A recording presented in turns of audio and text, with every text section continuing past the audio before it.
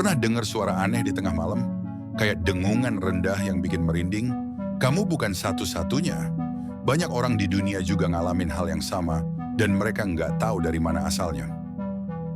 Fenomena ini disebut The Hum, suara dengungan misterius yang sering terdengar di beberapa kota seperti Taos di Amerika, Windsor di Kanada, bahkan Bristol di Inggris. Banyak orang melaporkan dengungan ini muncul di malam hari tanpa sumber yang jelas.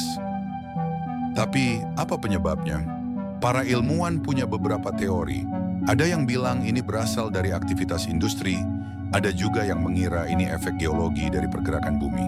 Tapi yang paling aneh, beberapa orang justru percaya ini berasal dari frekuensi yang hanya bisa didengar oleh orang tertentu. Dan yang lebih seram, nggak semua orang bisa dengar suara ini. Ada yang bisa, ada yang sama sekali nggak. Jadi, kalau kamu pernah dengar suara aneh di tengah malam, mungkin kamu salah satu yang terpilih untuk mendengarnya. Gimana menurut kamu? Pernah ngalamin suara aneh ini?